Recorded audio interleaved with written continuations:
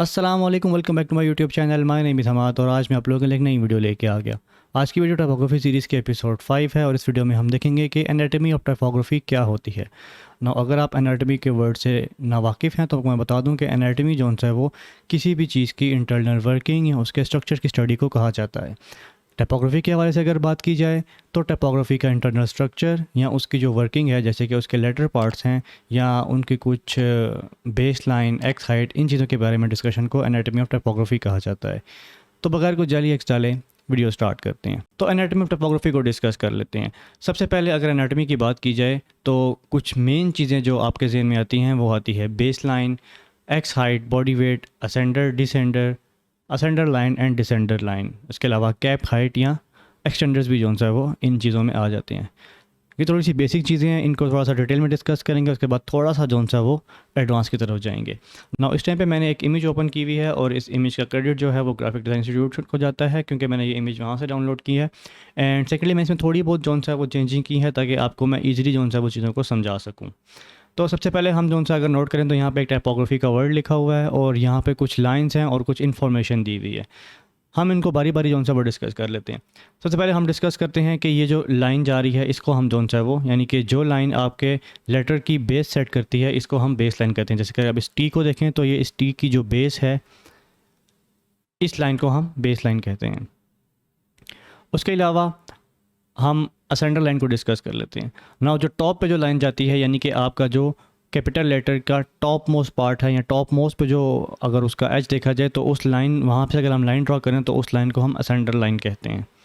Similarly इसी तरह अगर जो एक लेटर का बॉटम पार्ट है जो कि सबसे बॉटम को टच करे और वहाँ से एक लाइन ड्रॉ की जाए तो उसको हम डिसेंडर लाइन कहते हैं। ओके जी, अगली जो टर्म डिस्कस करनी है हमने वो करनी है एक्स हाइट की ना। जब भी आपका कोई स्मॉल लेटर, या हम यूजुअली इस टाइम पे स्मॉल एक्स को कंसिडर करते हैं, अगर आप स्मॉल एक्स लिखें और उसकी जो हाइट हो, यानी कि उसकी बॉटम से लेकर टॉप तक जो हाइट हो, उसको हम जो है वो एक्स हाइट कहते हैं। तो अभी तक हमने base line, ascender line, descender line और एक्स हाइट वगैरह डिस्कस कर ली हैं। अब जो चीज़ें रह जाती हैं वो रह जाती हैं ascender, descender, cap height and extenders. तो असेंडर वो होता है जब भी आपके कोई लेटर जो है वो आपकी एक्स हाइट को क्रॉस करके असेंडर लाइन को टच करे, उसको उस पार्ट को जो है, यानी कि एक्स लाइन से ऊपर वाला पार्ट और असेंडर लाइन तक जो पार्ट होता है उसको हम असेंडर बोलते हैं, जो कि आपको यहाँ पे ब्लू एरिया में शो हो रहा होगा। सिमिलरली इसका ऑपोजिट डिसेंडर होता है, जो कि आपको पी के केस में या आप अगर यहाँ पे देखें वाई के केस में आपको देखने को मिल सकता है। इसको हम डिसेंडर कहते हैं। अगली जो चीज़ आती है वो आती है कैप हाइट।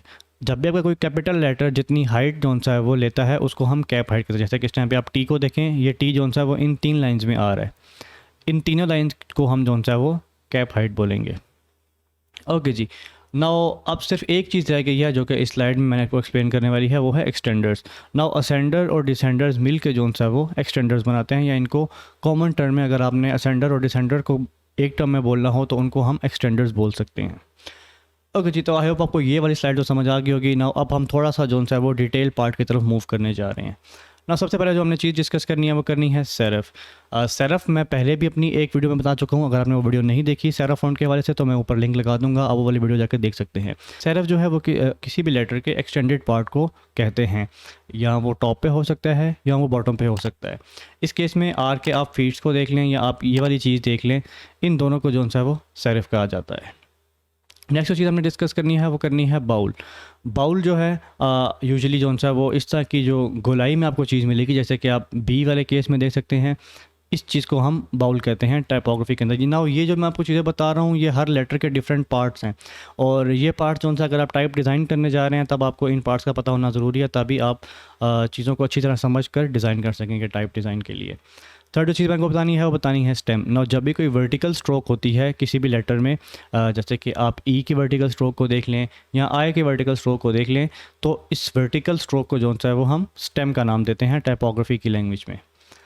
नेक्स्ट जो चीज़ आती है वो आती है आर्म। नाउ इस टाइम पे आपको वर्टिकल स्ट्रोक पुरानी वाली याद करा दूं, वो ये वाली होगी जिसको हम स्टेम बोलते हैं। नाउ इस केस में ये हॉरिजॉन्टल स्ट्रोक है ई की, जो कि टॉप वाली है। मैं मिडल वाली की इस टाइम पे बात नहीं कर रहा, टॉप वाली और बॉटम वाली, इनको हम जो है वो आर्म बोलते हैं। नेक्स्ट जो चीज़ आ जाती है वो आ जाती है एयर, यानी कि जब भी आप जी के अक्रॉस देखें यहाँ आपको कुछ ऐसे लेटर्स मिल जाएंगे जिनके एंड पे जो सा वो इस तरह की जो सा वो एक स्ट्रोक लगी होती है, इसको हम जो सा वो ईयर बोलते हैं।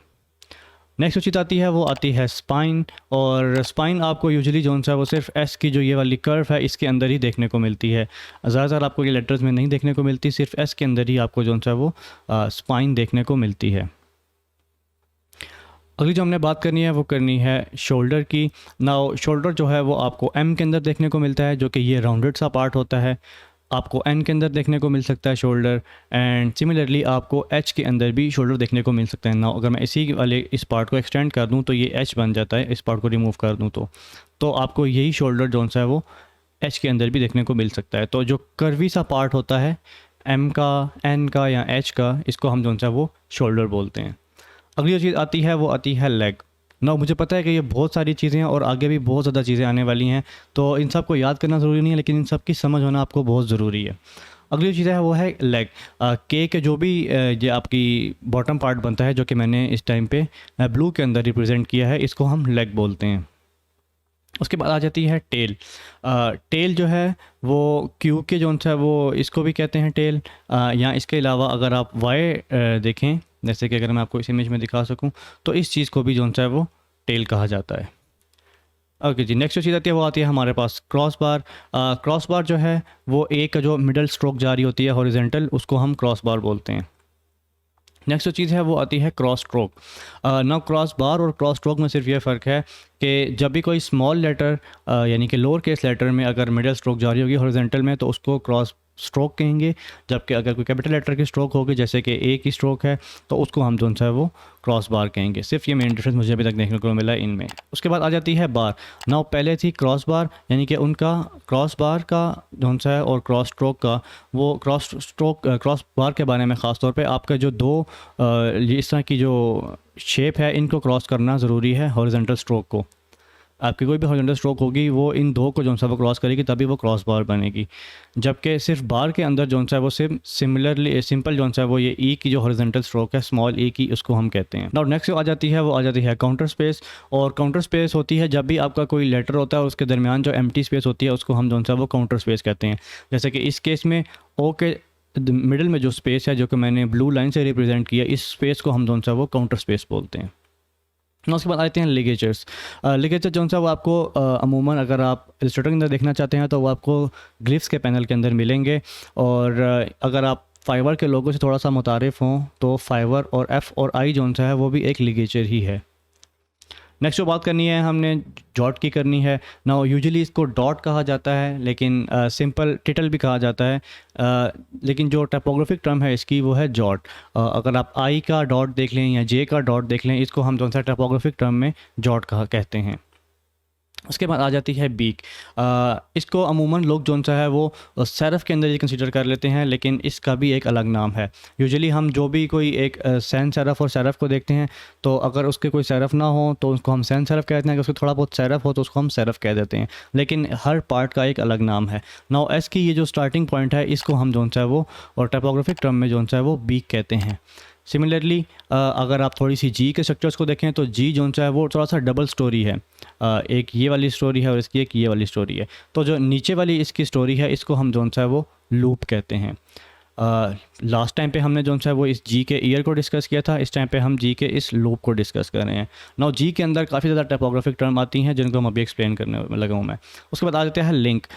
जब भी यानी कि जी को बताया था कि डबल स्टोरी है, तो इसकी फ़र्स्ट स्टोरी और सेकेंड स्टोरी को जो चीज़ लिंक करती है उसको हम जो है वो लिंक बोलते हैं। नाउ लास्ट में आपके पास आ जाता है एपेक्स।